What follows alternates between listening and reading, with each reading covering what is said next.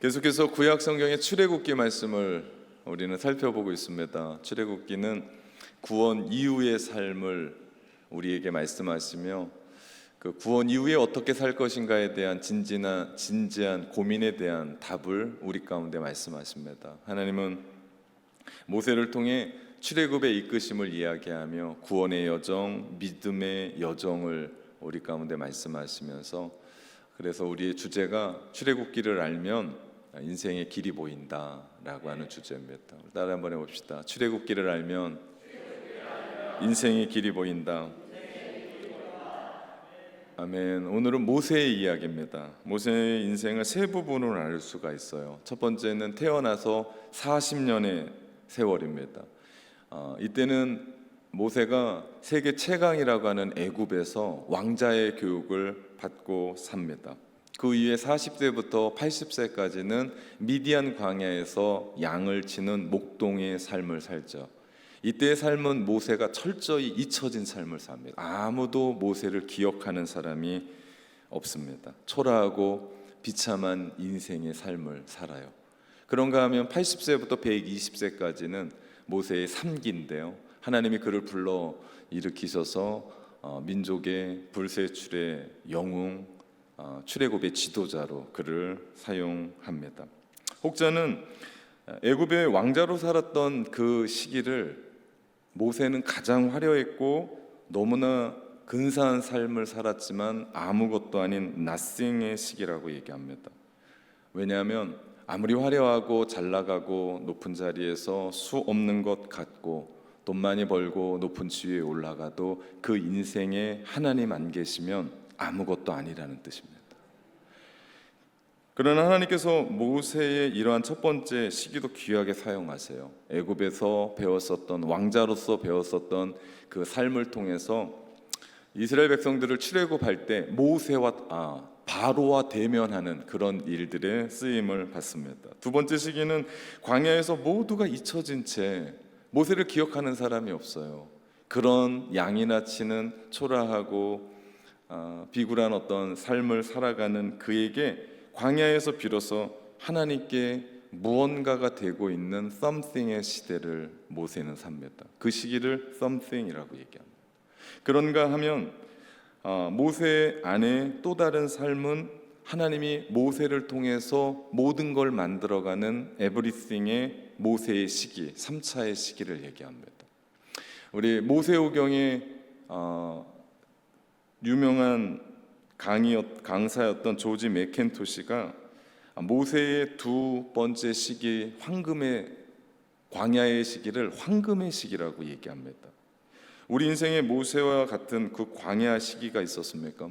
그때는 분명 울었던 시기일 거고, 아팠던 시기일 거고, 힘들었던 시기일 거고, 실패의 어떤 쓴맛을 맛보는 그런 시기였을 겁니다. 그런데요, 모세의 그 삶을 살펴보면 하나님이 그때 그를 주목하신다는 사실이죠. 아무도 주목하지 않는데, 아무도 거들떠보지 않는데 하나님은 그 시기에 모세를 보고 계셨다는 거죠. 하나님은 이러한 광야의 길을 걷는 우리에게 그 광야에서 모세가 하나님을 만난 것처럼 역시 우리를 만나게 하시고, 그 광야에서 힘들었지만 영적으로는 최고조의 삶을 살게 하셨다라고 얘기합니다. 그러면서 하나님은 그런 모세를 부르세요. 그러면서 민족의 지도자로 세우십니다. 모세가 비로소 하나님 때문에, 하나님으로 말미암아 하나님이 모세에게 모든 것이 되는 그런 시기를 맛봅니다. 그러면서 그는 하나님 앞에 비로소 쓰임받게 되죠. 모세의 시기처럼 하나님이 부르시는 사람에게도요, 아무것도 아닌 상태의 삶이 시기가 있거든요.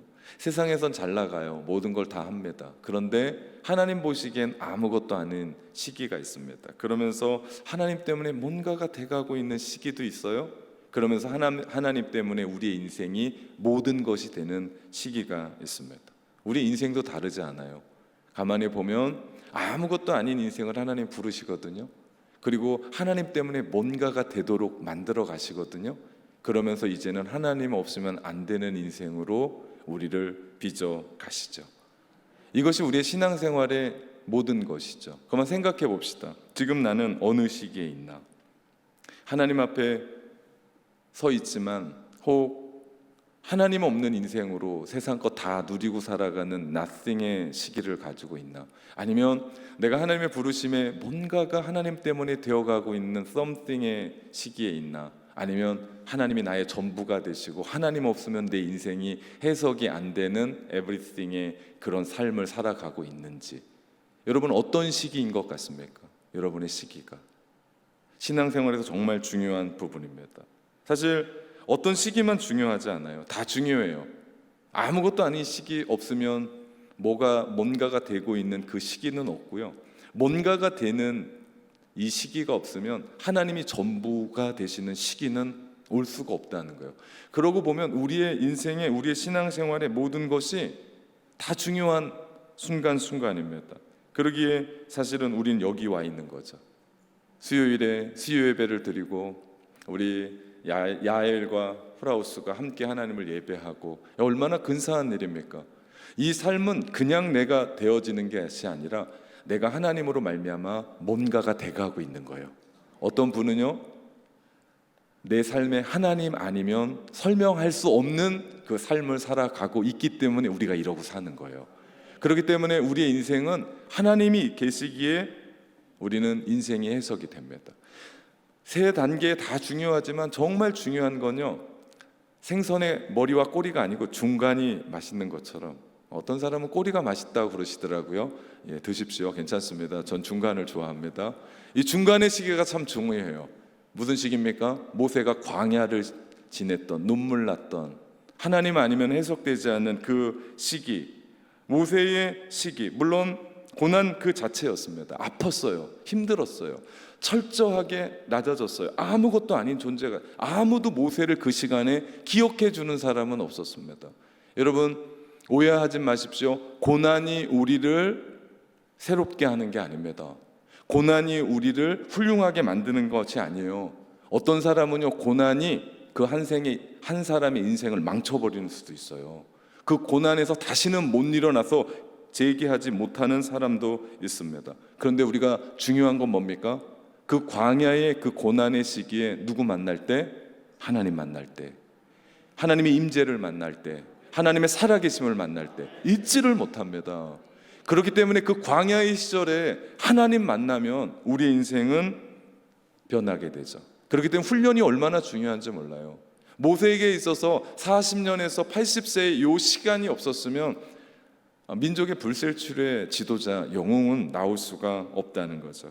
우리 유진 피터슨의 다윗 현실의 뿌리 박은 영성이라는 책이 있어요. 아주 유진 피터슨은 영성학자입니다. 그에 맞게 우리 단락단락의 어떤 주제들을 쓰는데 여기에 광야라는 얘기가 나와요. 제가 한번 읽어볼게요. 광야는 시험의 장소이며 유혹의 장소다. 광야는 야생의 땅이다. 길들여지거나 경작된 것이 전혀 없다. 문명을 지탱해주는 일상적인 것은 존재하지 않는다. 삶은 순전히 생존이다. 모세 광야 이야기에서 이스라엘 백성은 우상과 살아계신 하나님을 분별하는 법을 훈련받았고 하나님을 경외하는 법을 배웠다. 광야 체험은 하나님 앞에서 온전히 사는 삶을 준비하는 기간이었다라고 유진 피터슨은 말합니다. 여러분, 우리가 광야 속에 있잖아요. 그러면 내가 누군지가 보여요. 그러면서 우린 누굴 붙잡아요? 하나님 붙잡습니다. 그렇기 때문에 지금 우리가 신앙생활 잘하고 있는지 못하고 있는지를 볼 수 있는 길은요, 내가 그 광야의 길을 통과할 때 내가 누군지가 보여져요. 오늘 하나님은 광야에 있었던 모세를 부르세요. 어느 날 모세는 여느 날과 동일하게 양떼를 치고 있었습니다.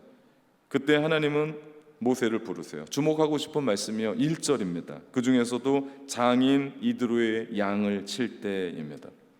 그는 지금 자기에게 주어진 일들을 묵묵하게 해나가고 있어요. 아무도 기억해 주지 못해요. 모세는 이때가 하나님 앞에 부름받을 때니까 거의 80세가 다 됐던 그런 시기였다고요. 그럼에도 불구하고 모세는 늘 하던 대로 장인 이드로의 양떼를 치고 있었다라는 거죠. 그렇습니다. 하나님이 우리를 부르시는 사람은요, 갑자기 어떤 혜성과 같은 존재로 부르시는 게 아니라 여러분이 여러분의 몫의 일들을 잘 감당하고 있을 때, 여러분이 묵묵하게 눈물 나는 그 자리를 지키고 하나님을 위해 기도하고 그 일들을 이루어 갈 때 하나님은 우리를 부르신다는 거죠. 각자 우리에게 맡겨진 사명이 있습니다. 그 일들 하나님은 어떻게 하시는지를 우리 가운데 보시죠. 여러분, 신약에서도요, 예수님은 제자들을 부르실 때 제자들을 가만히 보십시오. 그들은 모두가 다 자기들이 했었던 일들에 최선을 다했던 사람들이에요. 마태는 세관이었어요. 그는 세리였어요. 그럼에도 불구하고 그는 그것이 옳은지 뭐한지 모르지만 자기 일에 충성을 다하며 살아갔던 사람이라고요. 이처럼 하나님은 자기에게 주어진 일들에 대해서 최선을 다하고 충성을 다하는 사람을 부르세요. 여러분에게 가정이 있습니다. 여러분에게 자녀들이 있어요. 여러분이 맡고 있는 사회에 어떤 일들이 있어요. 여러분이 돌봐야 될 부모님이 계시고 여러분이 돌봐야 될 누군가가 우리 안에 있습니다. 그것이 수십 년 시간이 흘러가요. 그러면서 대충 내가 월급만 받으면 되고 내가 누군가를 돌보면서 공감하지 못하고 그렇게 살아가는 것이 아니라 그 시간이 흐르면 흐를수록 내 자세가 틀어지지 않고 나에게 맡겨주셨던 하나님의 그 작은 일들, 눈물 나는 일들, 도망가고 싶었던 그 일들에 최선을 다할 때 하나님은 그들을 부르신다고요. 하나님은 결코 나태하거나 게으른 사람 부르지 않습니다. 지금 하고 있는 일 아무리 어려워도 아무도 알아주지 않고 조그만 일이라고도요, 하나님은 그 사람을 집중하신다고요. 그 사람을 보신다고요. 그러니 여러분 걱정하지 마십시오. 여러분이 어디에 있든지 상관없이 하나님은 여러분을 주목하고 계십니다. 어제 저는 찬양대와 함께 순천과 여주 일대를 돌았어요. 한 분 한 분이 너무 여수죠. 여주가 아니고. 네, 아직도 제가 정신을 못. 처음 가봤습니다. 네, 처음 가봤어요. 좋더라고요. 한 분 한 분 우리 찬양대 분들이 너무 귀했습니다. 1박 2일을 제가 왜 가는 줄 알았어요. 그 밤이 하이라이터도만요.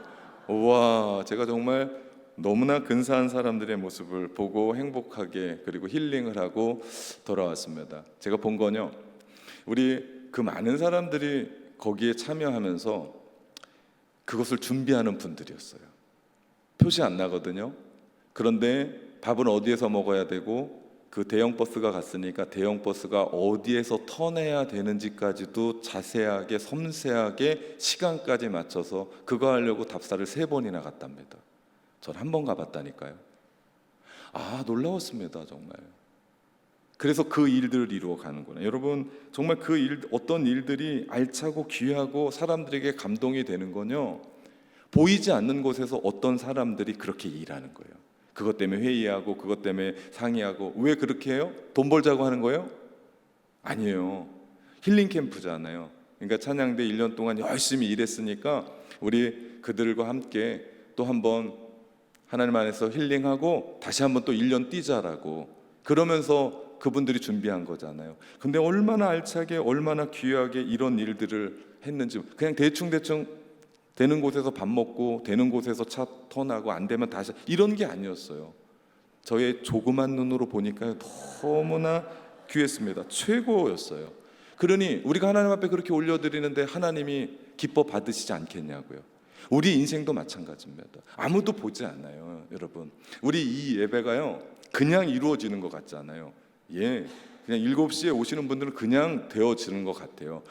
우리 야엘과 프라우스가 여기서 찬양 인도는요, 제가 밑에 있었잖아요. 오늘 집에도 못 갔어요. 그래서 아내 보고 넥타이 갖고 오라 했더니 시간이 못 깨서 안 갖고 왔어요. 제가 그냥 섰어요. 그래서 원래 제가 그런 인간이 아니잖아요. 넥타이까지 딱 메고 와야 되는데 오늘 너무 바빠서 집에 못 갔는데 넥타이 갖고 오랬더니 시간을 늦춰버렸어요. 그래서 제가 못했습니다. 6시가 되면 찬양 소리가 나요. 저는 그 전에 기도하고 함께 모여서, 여러분, 이 예배가요 그냥 이루어지지 않는다니까요. 얼마나 귀한지 몰라요. 그렇기 때문에 이 예배 가운데 우리가 서서 하나님께 우리가 그런 삶을 올려드릴 때 우리 하나님 기뻐 받지 않으시겠냐고요. 저는 이곳에 은혜가 넘치는 이유는 바로 그렇게 최선을 다하여 준비하는, 여러분 수요 예배가 이번 한 번이었냐고요. 제가 오기 전부터 계속해서 있었을 거 아니에요. 그리고 그 야헬과 프라우스가 여하튼 그렇게 찬양하고 예배 드렸을 거 아니에요. 전 최준 집사님이 저렇게 말을 많이 하시는 분인 줄 몰랐습니다. 처음 들었어요. 기타를 저렇게 박력 있게 그냥 저보면 그냥 꾸벅 인사하고 지나가시길래 아, 저분은 그런 과묵한 인간이구나 그랬더니 아니셨습니다. 얼마나 귀하냐고요. 이런 부분으로 여러분 우리 교회가 하나님 앞에 기쁨이 되는 줄 믿습니다. 이런 조그만 하나하나한 거예요. 모세가 호렙산에서 신기한 장면을 보게 돼요. 2절 말씀입니다. 떨기나무에 불이 붙었는데요, 그 나무가 꺼지지가 않는 거예요. 여러분 실제로 팔레스타인 지역은요, 한 달 넘게 건조기가 되면서 바싹 말라요. 그러다 보니까 바람이 불고 나무들끼리 서로 부닥쳐서 불이 나는 경우가 종종 있었어요. 그런데 그 불이 나면서 어떻게 돼요? 너무 건조하니까 금방 꺼져야 돼요. 그런 일들은 비일비재했다고요, 이 불나는 일은. 그런데 문제는 뭐예요? 그 불이 붙었는데 꺼지질 않는 거예요. 모세가 그 장면을 보고 너무나 신기해서 그 자리로 갑니다. 신비한 일이죠. 그 자리에 서게 돼요.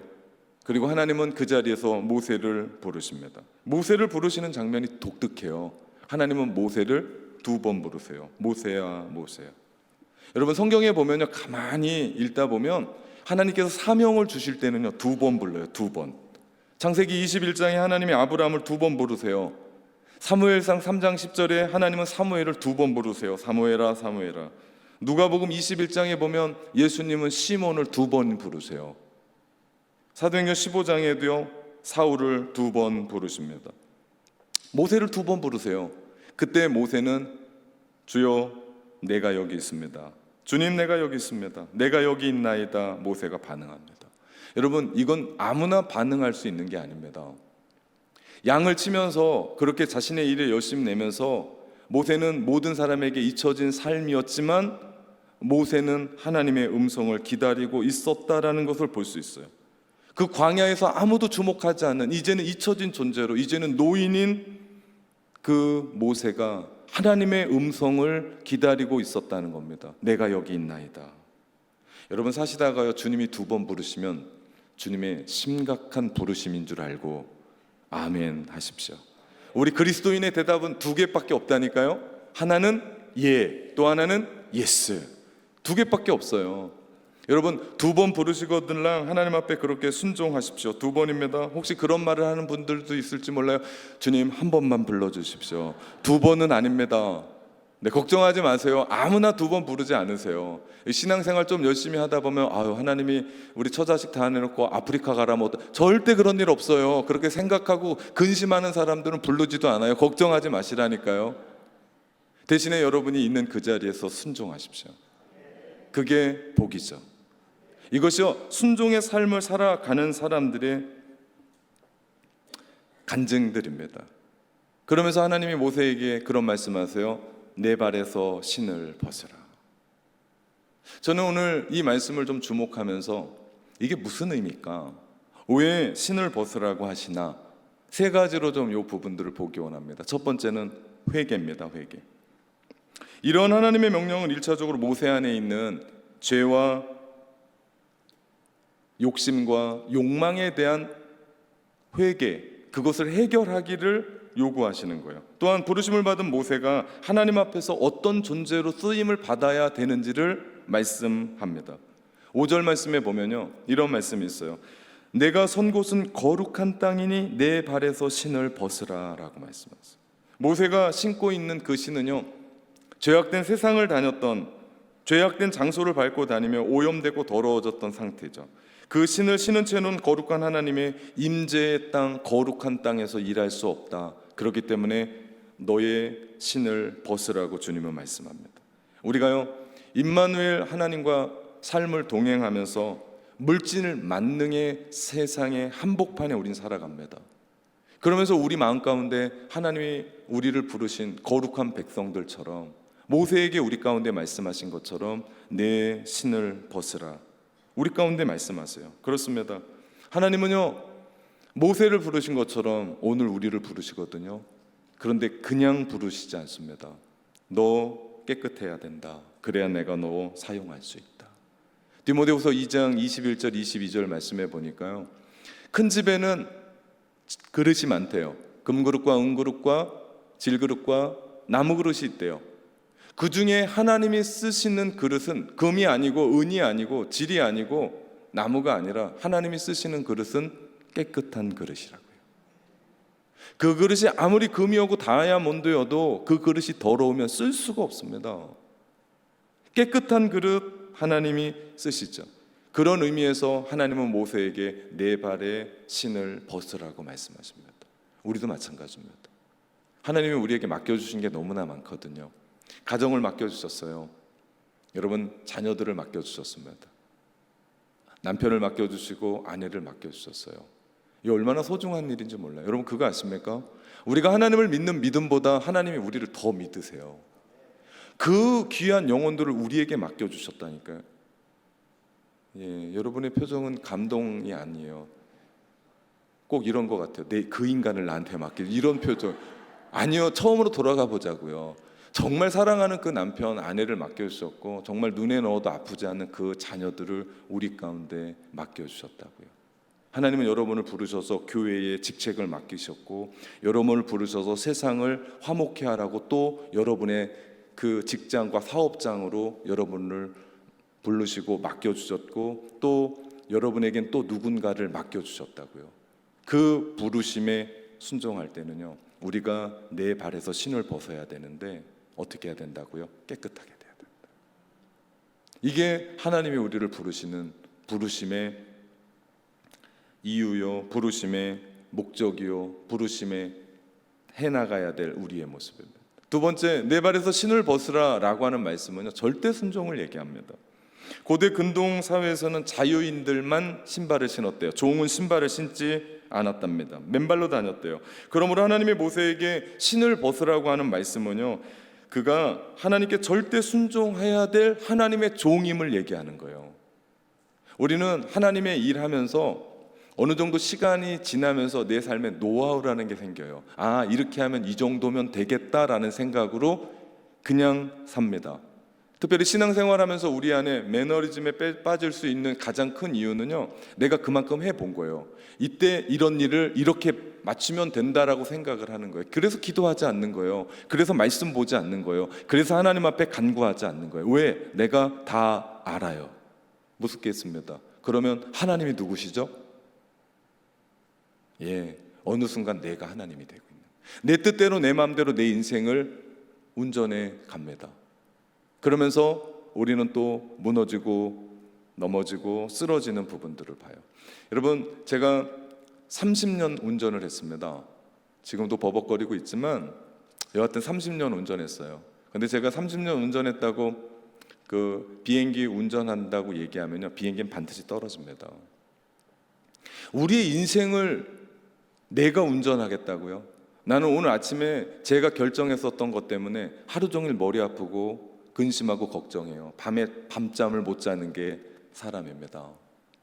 근데 내 인생을 전체를 내가 운전해 가겠다고요? 이거 오버 아닙니까? 말도 안 되는 거 아닙니까? 그럼 우리 인생은 반드시 추락합니다. 왠지 아십니까? 내가 전지전능하면, 다시 말하면 모든 걸 다 알고 모든 걸 다 할 수 있는 능력이 있으면 괜찮습니다. 그러면 내 인생을 운전해 가십시오. 저도 막지 않겠습니다. 그러나 내가 전지전능하지 못하다면 전지전능하신 분께 맡겨야죠. 그 하나님께 맡길 때 하나님이 전지전능하셔서 우리가 계획하는 것보다 더 크게, 우리가 계획한 것보다 더 깊게, 우리가 계획한 것보다 더 넓게 우리의 인생을 이끌어 가지 않겠습니까?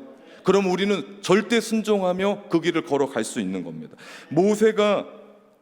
하나님께서 모세에게 말씀하신 게 그겁니다. 내 발에 신을 벗으라 라고 말씀하신 건 우리에게 너 절대 순종해야 된다라고 얘기한 거예요. 만약에 모세가요, 절대 순종하지 않는 삶을 간다면 우린 무엇밖에 안 된다? 너는 한낱 가시덤불에 떨기나무 같은 사람밖에 되지 않는다는 뜻입니다. 그래서 하나님은 그 떨기나무 앞에서 모세로 하여금 신을 벗게 하십니다. 다른 데서가 아니에요. 떨기나무 앞에서 한치도 내다볼 수 없는 존재이기 때문에 하나님의 뜻에 온전히 순종할 때만 우리는 존귀한 자가 되어 하나님 앞에 아름다운 자, 하나님께 쓰임받은 자가 됩니다. 하나님께서 말씀하시는 것은 이겁니다. 모세야, 내가 너를 다스릴 거야. 내가 너를 이끌어 갈 거다. 그러니 너는 나를 청종해야 된다. 너는 나에게 절대 복종해야 된다. 그 말씀이에요. 여러분, 우리가 신앙생활하면서 가끔 가다가 착각할 때가 있어요. 특별히 목사가 그런 일을 많이 합니다. 왜? 내가 어떤 일을 하면 다 돼요. 그러면서 진행하는 모든 일들이 되는 것 같아요. 그러니까 내가 어느 순간 하나님이 되고 있는 거예요. 여러분, 이게 얼마나 큰 함정인지 몰라요. 기도 안 해도 되고요, 말씀 안 봐도 되는 어떤 일들이 잘 풀어진다, 이거 축복 아닙니다. 저주지요. 내가 하나님 없이도 내 인생을 이끌어 갈 수 있다라고 생각하는 그때부터 추락하기 시작하는 거예요. 생각하셔야 돼요. 내 하나님이 어디 계시지? 난 어떤 삶을 살고 있지? 여러분, 1년 전보다 여러분의 신앙이 자라지 않았다면 우리는 추락하고 있는 거예요. 여러분, 신앙생활은 유지라는 건 없습니다. 교회도 마찬가지예요. 우리는 유지할 수가 없어요. 이게 기업이냐고요. 이게 무슨 그 이윤 내는 회사냐고요. 유지는 할 수가 없어요. 우린 날마다 상승 곡선으로 올라가야 돼요. 그러지 않으면 떨어집니다. 마찬가지예요. 신앙생활하면서 우리는 착각해요. 내 기도 때문에 이게 이루어진 것 같고, 내가 열심히 해서 이거 된 것 같고. 천만의 말씀입니다. 여러분, 이 앞에 있는 목사 없어도요, 우리 낙원교회 하나님의 교회로 승리하는 줄 믿습니다. 왜 아멘을 안 해요? 저 아니어도 된다니까요. 깜짝 놀랐네. 한 분이라도 할 줄 알았는데 아무도 안 하시네. 여러분, 제가 아니라 하나님이 하신다니까요. 이런 눈이 우리 가운데 띄어질 때 하나님은 우리 공동체를 통해서 일하신다니까요. 만약에 한 사람 때문에 교회가 되고 하는 교회는 교회가 아니에요. 누구 때문에? 하나님 때문에. 여러분, 이 하나님의 절대신앙 무너지면요, 우리 교회가 아무리 크고 아무리 소문나도요, 그건 교회가 아닙니다. 누구 때문에? 하나님 때문에. 이 신앙이 우리 가운데 얼마나 중요한지 몰라요. 하나님이 모세에게 얘기한 거예요. 모세야, 네가 엄청난 일을 할 거야. 불세출의 지도자가 될 거야. 남자만 60만입니다. 어떤 학자는 240만까지 봐요. 엄청난 숫자를 끌고 나오잖아요. 모세가 한 일이에요. 그런데 하나님은 모세를 부르실 때 뭐라고 한다고요? 내가 너를 다스릴 거야. 모세, 절대 그 일에서 나보다 앞장서면 안 돼. 기도보다 앞장서면 안 돼. 말씀보다 앞장서면 안 돼. 모세에게 말씀하신 거예요. 하나님이 다스려 주신다는 거예요. 여러분, 이게 모세만이겠냐고요? 우리 인생은 아니겠냐고요? 하나님이 여러분의 인생을 다스려 주시는 줄 믿습니다. 그래서 오늘 우리의 삶에 어떤 일이 있어도 하나님께서 여러분의 인생을 이끌어 가시는데, 왜 인생에 하나님 없으면 해석이 되지 않는다, 내 인생에 하나님 빠지면 내 인생은 아무것도 없다라고 하는 고백이 우리의 진정한 고백이고, 그 고백이 내 발에서 신을 벗으라 라고 말씀하시는 이유인 줄 믿습니다. 이것이 얼마나 중요한 고백인지 몰라요. 세 번째는요, 너의 과거에서 이제는 결별하는 거예요. 여러분, 모세는 스스로 자신을 주관하고 상황을 조절하고 하나님이 지배한다면 모세는 그 소명을 감당할 수가 없었습니다. 왜냐하면 모세는 실패의 기억이 있습니다. 그는 도망자였어요. 그는 살인자였습니다. 그는 철저히 실패한 자였어요. 만약에 하나님이 없었으면 모세가 자기의 힘으로 거기에서 일어났다, 모세가 그 미디안 광야에서 수능을 보든지 시험을 봐서 무슨 일을 하겠다, 그럼 모세는 그 일들을 못합니다. 모세를 이끌어줬던 내 발에 신을 벗으라라고 하는 것은요, 과거와 철저히 결별하라는 뜻입니다. 우리가 어떤 일들을 하면서 과거가 우리 가운데 도움도 주지만요, 어떤 일을 하면서 과거가 우리의 발목을 잡고 있는 거 아십니까? 예전에 내가 실패했어, 안 됐어, 해도 안 됐어. 근데 똑같은 상황을 만났거든요. 그러니까 우리는 처음부터 어떻게 해요? 포기합니다. 안 될 거야. 될 수가 없어. 이번 되거든요. 이번이 반드시 될 수 있거든요. 그런데 우리 마음 가운데 처절하게 뭐가 있어요? 실패의 의식이 있는 거예요. 하나님은 모세에게 내 발에서 신을 벗으라고 얘기했던 건, 과거에 내가 내 힘으로 애굽의 왕자로서의 그 힘으로 그 일들을 했었던 거, 그 실패, 그거 너 벗어도 된다. 내가 너와 동행할 거다. 내가 너를 다스릴 거다. 나와 함께면 그 모든 일을 할 수 있다. 하나님이 모세에게 그렇게 말씀하시는 겁니다. 여러분, 하나님이 우리 가운데 사명 주실 때요, 우리에게 발목을 잡는 게 있다고요. 그건 뭡니까? 과거의 우리의 실패예요. 내가 그 사람을 만나지 말았어야 돼요. 내가 그런 일들을 내가 그렇게 결정했으면 안 돼요. 수많은 일들이 우리의 삶 가운데 있어요. 근데 그 결과가 우리의 삶을 발목 잡더라. 하나님은 그것을 뛰어넘고 넘어가야 되는데 할 수가 없더라. 여러분, 그 부분을 보는 거죠. 우리 출애굽기 계속해서 3장 4장 넘어가면서 모세가 하나님의 이 소명에 6번이나 고사해요. 난 못합니다. 할 수가 없습니다. 하나님이 결국에 어떻게 해요? 우리 하나님 그런 하나님이 아닌데요. 모세가 6번이나 못한다라고 만류할 때 하나님이 화를 내세요. 여러분, 내 신을 벗으라, 내 신을 벗으라 라고 하는 말씀은요, 너의 실패와 과거는 이제 끝났다는 거예요. 이제는 결별하라는 거예요. 이제는 과거를 묻어두고 이제는 앞을 보는 겁니다. 오늘 새벽에 나눈 말씀인데요, 우리의 희망은 과거에서 나오지 않아요. 우리의 희망은 어디서 나옵니까? 미래에서 옵니다. 과거 아무리 뒤져보십시오. 여러분의 이력서 아무리 뒤져보십시오. 거기서 우리의 희망을 발견합니까? 그런데 오늘날의 시대는 우리의 뭐만 봐요? 뭐만 봐요? 과거만 봐요. 이력이 어떠냐고 봐요. 네가 뭐 했냐고 봐요. 지금까지 어떤 일을 이루었냐고 봐요. 오늘날의 시대는 미래를 봐요? 우리의 가능성을 봐요? 하나님이 우리를 다스리는 걸 봐요? 하나님이 우리와 함께 계시는 걸 보지 않습니다. 여러분, 그러나 우리의 희망은 과거에서 오는 것이 아니라 미래에서 온다고요. 여러분, 하나님이 여러분의 삶을 다스릴 때 여러분의 가정은 변할 줄 믿습니다. 하나님이 여러분의 자녀들을 붙잡으실 때 여러분의 자녀들은 변할 줄 믿습니다. 하나님이 우리 교회를 붙들어 주실 때, 하나님이 우리 교회를 통치하실 때 우리 교회는 부흥할 줄 믿습니다. 이것이 얼마나 놀라운 일인지 몰라요. 그렇기 때문에 하나님은 모세에게 너 과거 따위는 집어치우라고 말씀하시는 거예요. 그것이 뭡니까? 내 발에서 신을 벗으라. 하나님의 통치를 받고 살아가는 삶, 이것이 하나님의 나라를 살아가는 삶입니다. 그렇다면 왜 하나님은 우리에게 그 통치를 받게 하십니까? 왜 하나님이 다스리신다고 그래요? 간섭하시는 것 같아요. 그런데 여러분, 그거 아십니까? 하나님이 우리에게 부족하고 연약한 부분들 하나님이 다스릴 때요, 완전해집니다. 온전해집니다. 지금까지 할 수 없었던 그 일들을 이루어가는 줄 믿습니다. 지금까지는 내가 하려고 그랬어요. 내 마음대로 하려고 그랬어요. 그런데 그 삶을 내려놓고 내 발에서 신을 벗게 되자 하나님이 일하시는 것을 보게 되는, 여기가 교회고요, 이것이 신앙생활이고요, 이게 진짜라고요. 지금까지 여러분이 애쓰고 노력했습니다. 잘하신 거예요. 그거 없었으면 뭐가 없다고요? 지금이 없다고요. 그렇지만 이제는 내가 아니라 누가 하게 하시라고요? 하나님이 여러분을 다스리게 하시라고요. 이제는 하나님이 여러분을 이끌어가게 하시라고요. 여러분을 하나님 앞에 맡기시라고요. 성경 그렇게 읽었는데 그 말씀이 나를 이끌어가야지 또 내가 어떻게 합니까? 밑줄 친다만 밑줄 쳐요. 그잖아요. 새 성경 가지고 밑줄 쳐보십시오. 똑같은 데만 밑줄 친다니까요. 이제는 성경이 아니라 여러분의 삶에 그 성경을 대입해서 밑줄을 치십시오. 그럼 여러분 생각해 보십시오. 나의 과거에서 떠나야 될 것이 무엇인가? 나는 무엇에서 떠나야 될까? 모든 겁니다. 여러분의 과거, 상처, 그것이 뭐였든지 간에 하나님은 오늘 여러분에게 떠나기를 원하십니다. 떠나야 여러분의 사명을 감당합니다. 떠나야 여러분에게 주셨던 그 사명을 온전히 감당할 수 있는 줄 믿습니다. 6절 말씀해 보니까요, 하나님은 당신을 소개하세요. 하나님이 인간을 만나러 오실 땐 꼭 자신을 소개하세요. 전 참 인격적이세요. 전화하면서 자기가 누군지도 밝히지 않고 이런 얘기하면 좀 황당하잖아요. 우리 하나님은 전화를 하셔서 우리에게 나는 하나님인데 너 이런 거 해줬으면 어떻겠니? 라고 인격적으로 말씀하세요. 얼마나 놀라운 말씀인지 몰라요. 6절에 하나님은 자신을 인격적으로 소개합니다. 아브라함의 하나님, 이삭의 하나님, 야곱의 하나님.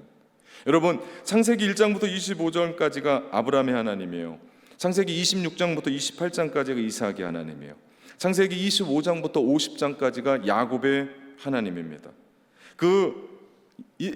아브라함의 하나님, 이삭의 하나님, 야곱의 하나님이라는 뜻은요, 나는 창세기에서 너희 조상들에게 역사하신 하나님이야. 나는 동일하게 살아있어 너에게도 역사할 거야 라는 말씀. 이것이 아브라함의 하나님, 이삭의 하나님, 야곱의 하나님의 뜻입니다. 성경을 읽다가 여러분이 그 하나님을 만나면요, 그 하나님이 내 하나님입니다 라고 외치십시오. 그렇게 창세기를 이끌어왔던 그 하나님께서 오늘 모세를 돕겠다는 거예요. 모세와 함께 하겠다는 거예요. 그렇게 역사하겠다. 여러분, 모세는요, 역사적인 인물이에요. 역사에 대한 생각을 가지고 있는 인물입니다. 그렇기 때문에 출애굽기를 이야기했을 때, 그 하나님 얘기했을 때 모세의 가슴은 터졌을 겁니다. 왜? 다른 너의 장인 이드로의 하나님 별로 감흥이 없었을 거예요. 처가 살리 했는데 뭐 그렇게 감동이 있었겠습니까? 엄청난 걸 보여주시는 거예요. 아브라함의 하나님, 이삭의 하나님, 야곱의 하나님, 그 살아계신 하나님, 내가 알고 있는 그 민족의 인물들을 이끌어갔던, 그 역사의 인물들을, 조상들을 이끌어갔던 그 하나님이 나고 살아있고 내가 가는 길 내가 너와 함께 할 거야. 여러분 그거 아십니까? 이것을 아멘으로 고백하는 여러분에게 하나님은 아브라함의 하나님, 야곱의 하나님, 이삭의 왜 이럽니까? 아브라함의 하나님, 이삭의 하나님, 야곱의 하나님이 여러분의 하나님 되시는 줄 믿습니다. 네, 감사합니다. 목사가 정신 못 차리고 이랬다 저랬다 또 아멘 하시고. 하나님은 그래서 말씀하시는 거예요. 하나님은 왜 이렇게 당신을 소개합니까? 모세가 가지고 있던 역사의식. 여러분 시대가 어떻게 돌아가는지 아셔야 돼요. 제가 살고 있었던 그 땅에는 동성애가 11년 전에 합법화돼서 통과된 나라예요. 그러다 보니까 5년이 지나니까 집에 가니까 엄마 아빠라고 얘기하는데 누가 있어요? 아빠가 있는 거예요. 남자가 있는 거예요. 엄마 아빠라고 소개하는데 집에 갔더니 누가 있는 거예요? 레즈비언이라 여자가 있는 거예요. 그러면서 그 사람들이 아기를 못 낳으니까 어떻게 해요? 입양합니다. 그럼 100% 아이들은 동성애자가 돼요. 그러고 그 아이들이 학교에 와요. 그러면서 아이들이 놀리지 못해요. 우리가 지금 싸우고 있는 차별금지법, 이게 거기에 걸리거든요. 그러니까 심각하게 됩니다. 그러다 보니까 그게 11년 전에 통과됐잖아요. 그러니까 안락사법 통과된 지 오래입니다. 마약법 통과된 지 오래입니다. 계속 밀려갈 겁니다. 이제 동물까지도 나갈 겁니다. 그래서 우리가 결사적으로 맞는 거예요. 왜 그렇게 기독교인들이 그거 막나? 여러분 고개 흔들 게 아니라 정말 이 시대가 어떻게 돌아가고 있는지 너무나 악해요. 그리고 그 악한 사람들은요 너무 교묘하게 이 부분들을 파고들면서 우리를 넘어뜨립니다. 여러분 시대상을 우리가 갖고 있어야 돼요. 지금 어떤 시대인지. 여러분 그거 아십니까? 이 시대가 너무나 악하고 너무나 교활하고 너무나 타락했고 너무나 안타까운 시대다 보니까 예전에는요 교회를 그렇게 욕하지 않았어요. 제가 어렸을 때만 해도요 저희 동네에 예수 믿지 않는 어른들도 농사 짓다가 목사님이 지나가면 아유 훌륭한 일 하십니다, 좋은 일 하십니다, 존경을 표했다고요. 근데 지금은요 공항에서 출입국 목사 쓰면 위로부터 아래로 쳐다본다니까요. 진짜 어려운 시대를 만났어요. 여러분 시대를 정확하게 바라봐야 돼요. 그러면서 하나님이 나를 어디로 부르시는지에 대한 그 부름에 눈을 떠야 돼요. 이제는 우리가 밥 세 끼 먹고 그냥 교회 와가지고 행복하게 지내고 이거로만 만족하는 게 아니라, 제가 주일날 오후에 우리를 이 땅에 보내신 이유가 있다라고 설교하면서 그렇게 외치는 이유가, 하나님이 여러분 한 사람 한 사람을 부르신 이유가 있다고요. 이제 그 자리만이 아니라 하나님이 이 시대상에서 시대를 바라보고 역사의식을 가지고 있는 우리에게 왜 우리를 여기까지 불렀고, 왜 우리를 성령 충만한 교회, 왜 기도가 뜨거운 교회, 왜 우리 예배 가운데 하나님의 말씀 가운데 살아있는 교회로 만드셨냐, 이거에 대해서 눈을 뜰 때 우리가 해야 될 교회의 사명이 있다고요. 네, 아멘이 이렇게 세게 안 나면 저 안 합니다. 네, 우리 교회처럼 다음 세대가 많은 교회가 없어요. 여러분 다른 교회는요 교회 다 져놓고 다음 세대 오라고 얘기해요. 전도하는 게 순서라고요. 근데 우리 교회는요 토파즈가 60명이 넘어요. 오닉스가 71명이 넘어요. 출석만요. 전부 다 합하면 140명이 넘는 아이들이 있어요. 근데 놀라운 게 뭔지 아십니까? 그들이 예배할 장소가 없다는 거예요. 이 기적 아닙니까? 기적. 전 지금 한 달밖에 안 됐어요. 근데 전 그걸 기적으로 봐요. 하나님이 우리 교회를 얼마나 사랑하시는지 여러분 느껴지십니까?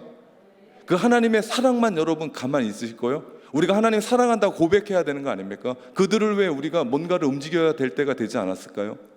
지금 다음 세대들이 무너지고 인천에 60%가 교회 학교가 없어요. 여러분 여름 성경학교 시즌 들어오잖아요. 여름 성경학교 할 수 없는 교회가 60%라니까 제가 교단에, 이건 성결교회만이 아니에요, 장로교회뿐만 아니에요. 지금 계속해서 무너집니다. 근데 하나님께서 우리 교회에 그런 다음 세대를 주셨다면 이게 우리의 사명 아니겠습니까?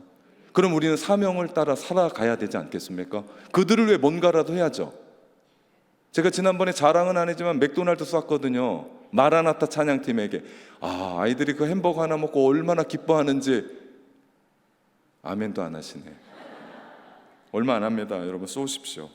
우리 다음 세대를 너무나 기회해요. 정말 제가 그 아무것도 모르는 애들이요, 제 목회실을 문을 두드려 주일마다. 이제 걔네가 맛을 봤어요. 제가 문을 두드리면 어떻게 해요?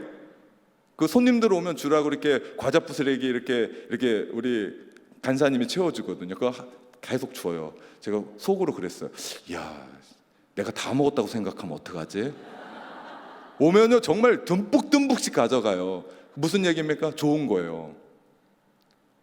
예, 오늘도 제가 신방 갔는데 제 앞에선 밥 먹으려고 하는 사람이 아무도 없어요.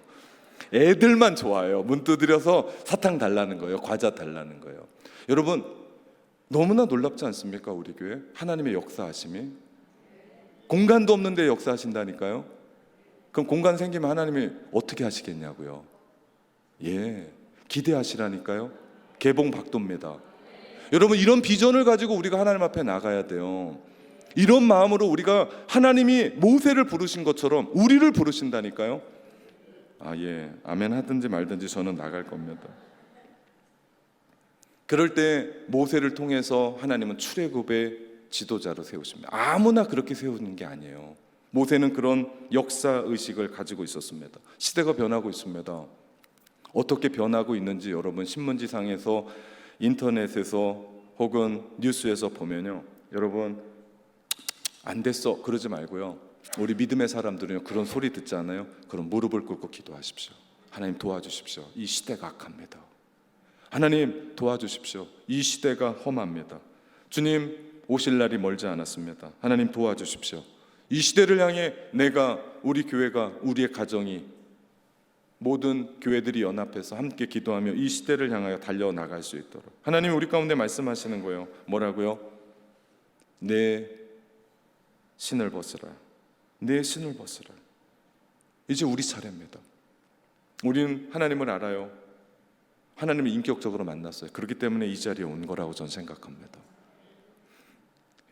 그 하나님을 만났기 때문에 야엘과 프라우스가 그렇게 하나님을 뜨겁게 찬양하는 거예요.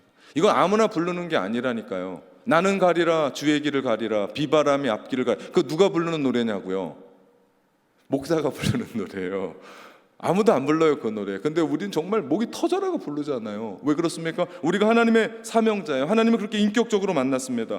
그렇다면 이제 모세가 하나님의 부르심을 받고 하나님 앞에 나의 주도권을 내놓고 하나님 앞에 무릎을 꿇고 그의 신을 벗었던 것처럼 우리 역시도 아무것도 아닌 나, 부족한 나, 무능한 나, 그 존재 하나님 앞에 내놓으면 하나님의 무한한 능력이 우리를 사용하실 줄 믿습니다.